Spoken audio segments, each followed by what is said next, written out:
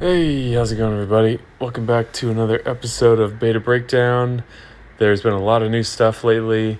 In this episode, we're going to be looking at the Hero of the Month for October, as well as 3 new 5-star heroes coming to Season 4 that we have not seen yet at all. This is the first time I can recall that they've added new heroes to a season pool midway through the release of that season. I've not seen that before. Maybe they did that with season 2, I don't know, but I feel like with season 3, everything was, as far as I can remember, was already unveiled. So it's kind of weird. Makes me think they're not going to give enough testing to these new heroes, and they're just trying to jam pack it in. But let's take a look at them nonetheless, so you can have an idea of what to expect. Decide what you think of these and whether you want to save your summons for when these heroes will be featured, or to go ahead and use your summons sooner. So let's start with the Hero of the Month first, and then we'll get to those Season 4 heroes. So if you haven't tried Gemstone Legends yet, come check it out and play alongside me. It's another really fun and deep strategy RPG like Empires and Puzzles, but with some fun new twists, and a lot of people from Empires and Puzzles have already joined. Not only can you help out the channel by using the download link in the description of this video, but if you enter the code #Spock_2021 in the global chat, you can get a nice starter bonus including gold, gems, gold scrolls, and a free epic hero Elidor, all valued at about $50. Once you join, you'll also get access to a set of beginner events where you can earn another epic hero Soliana, a 5-star legendary set of equipment, which is what you use to boost the stats and performance of your heroes, and a platinum scroll for another epic or legendary hero in the game. Those links and codes are in the description down below. Just be sure to enter that code in the global chat after finishing the tutorial within 24 hours of downloading the game, and I look forward to seeing you all there. Alright, so we have Russell. Russell is a red wizard. Definitely built very offensively. It's kind of crazy that we're pushing the scales for 800 attack power now, with, not deep cuts to defense or HP, which you might expect to balance something like that. So power creep going strong still. So attack 795, defense 739, HP 1322.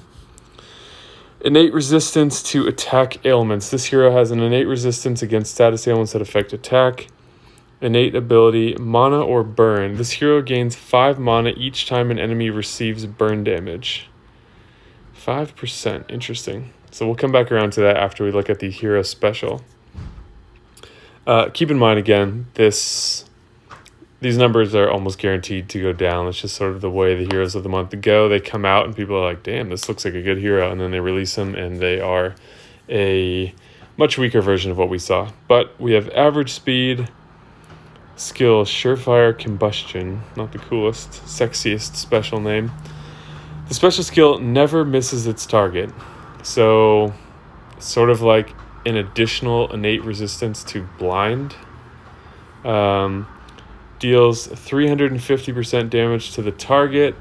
That's probably like... I'm trying to think who does damage close to this. That's probably like mid 500s, maybe about 600. Again, it'll vary on defense versus offense, but somewhere in that range. The target and nearby enemies receive 264 burn damage over 3 turns. So this will probably change over 3 turns, so that's a key there. And this will increase with emblems and troops, so this can probably get up close to 400. So that would be like 130 per turn. But if there's 3 enemies receiving burn for 3 turns, then that means he's going to build up 45% mana over 3 turns, which is quite good. Not quite half. He's average speed, so that might be equivalent to 4 tiles maybe. I'm not sure how all this will work with breakpoints, and there's no point in trying to figure it out if these numbers are going to change. So let's wait and see what it is, and we'll know before he's released or right as he's released, and it won't impact your decision to go after them or not. So target and nearby enemies, so that's 3 heroes So yeah, that would be 15% mana each turn. Okay, Element Link gives plus 10% increase for any healing. Not one of my favorite Element Links, but better than nothing. And never misses. So I wonder if that means that you can't dodge it either. Is a dodge counted as missing or not? Something to think about. I'm not really sure. So yeah, seems good. We'll see where it lands, but let's look at Season 4. Okay, we've got 3 new 5-star heroes. 2 that we've never seen in the story so far, and the first one, Passepartout, who's the little fat guy right there, who's like leading them through this adventure. He has been added to the list, and interesting new mechanic with him, and the other 2 are very strong, so make sure you stick around and check those out. But let's jump in here first with him. So we have a blue fighter, 756 attack, 803 defense, 1411 HP.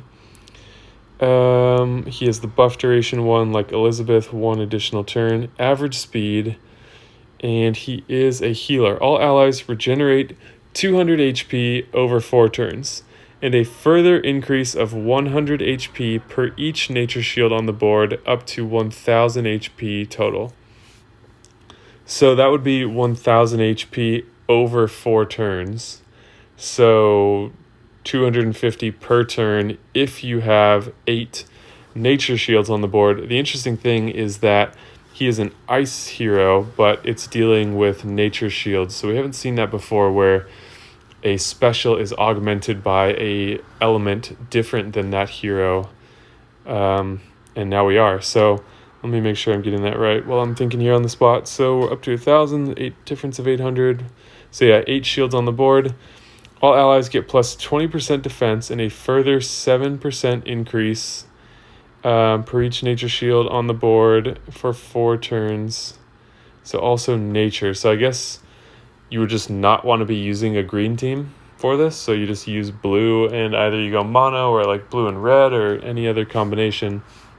And there's going to be plenty of green tiles on the board, theoretically, and this can get pretty strong. He can't overheal, which is important. We have seen that with like Professor Leidenbrock, and I think he would be way too strong if he could do that, but still quite strong, although the max is 200 per turn, which is not crazy, and that's the maximum. It could be as little as 50 per turn. It can also go up a little bit based on the healing bonus of mana troops and emblems, etc. So healing and defense. Okay, not really that interesting to me. If you think you see something that I don't, throw that in the comments below, and go hit that like button on this video. Show your support for the channel. Subscribe as well. Really appreciate that. Okay, so we have Lughide. That's a weird. They've been weird with the names lately, like Chikazarat. I tried Googling that. It's not even a thing. They just made that up. It's such a weird choice. So we have a Nature Paladin, attack 721, defense 832, HP 1433. Special skill damage reduction. Received damage is reduced by 20% for the first 3 hits. Slow. This is a weird hero too. I saw an image of this one. Removes all status ailments and stacks from the caster. So not from all allies, just the caster. Removes even status effects and stacks that are otherwise undispellable or uncleansable. The caster shifts into ghost form for 4 turns. While in ghost form, the caster can't gain mana, can't be healed, but is immune to normal attacks, special skills, status effects, and stacks. So it's kind of like what Lepiota does, but he's doing it to himself. While in ghost form, all allies except the caster have plus 64% defense. While in ghost form, the caster regenerates 180 HP every turn. So he's coming out generating like 720, I think. So what do I think about this? I don't like this. At slow speed. It's possible. I mean, this is a new mechanic, so it's not just possible, but highly likely that there are synergies that this will be best in that might not be obvious at the moment. But basically, if you have stacks on your team, I guess status ailments is another part of it, but if you have stacks, which are the true danger, like from Scotty, increasing the defense of allies doesn't reduce the stack damage. So kind of weird. And then he's just healing himself and giving them increased defense. Maybe, yeah, I don't know. I don't like this hero. Okay, yeah, let me know what you think. This one is pretty crazy. It's like well, we'll get there in a second. So a red fighter, attack 762, defense 797, HP 1396, increased buff duration by 1 turn, average speed, simple special skill, but very powerful. Deals 180% damage to all enemies. So same as Morel without the boost on the first time. Deals an additional 20% damage per each fire shield on the board, up to 340% damage. So how many shields would that need to be? That's only 8. So the ability to do 340% damage with only 8 red tiles on the board. Of course, after you match them, but we've seen with Frigg how powerful this skill is. Frigg is still highly relevant. Defense down is a big part of that, but still, 340% is crazy. And this hero could be functionally fast with a level 23 mana troop. So you charge them up in 3 matches. You have 8 tiles scattered around the board, and you're dealing massive damage. And if you can do defense down first, you'll probably kill 3 enemies if you dealt damage while placing the defense down. So if you had 6 on the board, that would be 300%, which is what Killhair is doing. And we know that is big damage, and there's no downside. Killhair weakens the entire team. He's also a fighter. I can see this being a really strong defensive hero. God, and it's like a 5-star Sudri, who is one of the better 3-star heroes because that damage can be massive. And if you're not using those red shields because they're forcing you into a different color based on the tank, then you can get absolutely smacked. Heroes like this just show the enduring relevance of heroes like Sif, who can reduce this damage to your team and just blow these heroes up immediately. So I do recommend Sif as a strong hero. It always depends on your options, whether you want to level her or not, but she stays relevant as the only feasible riposte hero, in my opinion, for 5-star. I think Elena is too slow. And what's his name? Obakan is the only other one I can think of that doesn't reflect enough damage back. So yeah, that's what's coming to the game. Let me know your thoughts in the comments down below.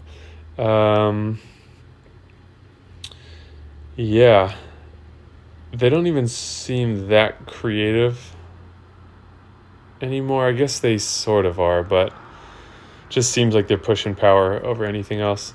So yeah, let me know your thoughts. Again, leave a like on the video, show your support for the channel, help other people find this information. I think the more educated we are as a community on what's coming, the better we are positioned to react to it. So that's that. Be sure to subscribe as well. Thank you guys so much for watching, and I will see you in the next video.